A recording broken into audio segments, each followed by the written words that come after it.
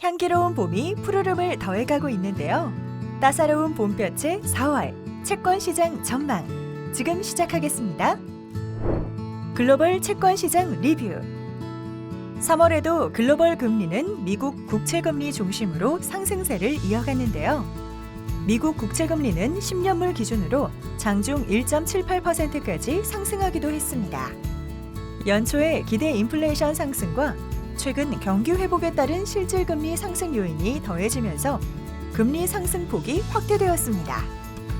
다른 나라들도 금리가 상승하는 모습이었지만 미국에 비해 완만한 흐름을 보이며 미국과 기타 국가와의 금리 차가 커지는 모습이었습니다.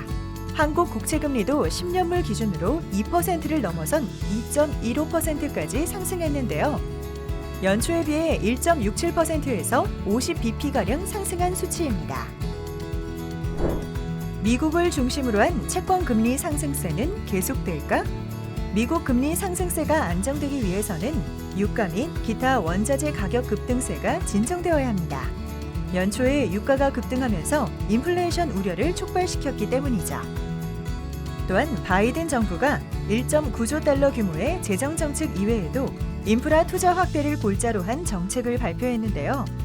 채권 시장에서는 경기 회복 효과와 국채 발행이 늘어날 것이라는 우려가 겹치고 있습니다.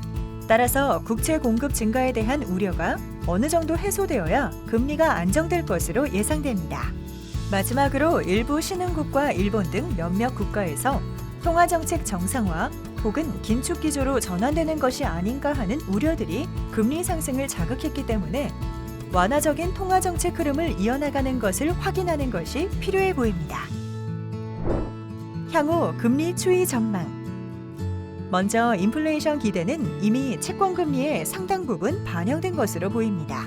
유가도 급등세에서 벗어나 많이 안정을 되찾고 있어서 인플레이션 기대를 자극하지는 않을 것으로 판단됩니다. 미국 물가 상승률도 기저효과 등을 감안하면 단기적으로 5월 지표가 고점일 것으로 예상되고 있어 물가 우려는 점차 완화될 전망입니다. 인프라 투자 확대 과정에서의 수급 악화 우려가 있었는데요. 예상보다 국채 발행이 많지 않을 것으로 밝혀지면 점차 수급 우려도 완화될 것으로 예상됩니다. 인프라 투자 재원을 증세를 통해서 조달하는 부분이 많고 인적 인프라 투자 확대가 상당 부분 많아서 인플레이션 자극 효과는 제한적일 것으로 판단됩니다. 미국 금리가 다른 나라보다 더 큰 폭으로 상승해서 금리 매력도가 높아져 있는 점도 미국 국채 수급 우려를 완화시켜 줄 수 있는 부분입니다. 일본과 중국과 같은 나라들의 미국 국채 매수세는 미국 금리 움직임과 밀접한 관련을 맺고 있습니다. 금리가 하락할 때에는 미국 국채 매도세가 뚜렷해지고 금리가 상승한 이후에는 매수세가 강화되는 흐름이었습니다. 이번에 큰 폭의 미국 금리 상승으로 인해 해외 부문의 미국 국채 매수세가 늘어날 것으로 예상됩니다. 이처럼 기대 인플레이션과 국채 수급 우려는 점차 완화되면서 금리 급등세는 진정될 것으로 판단됩니다.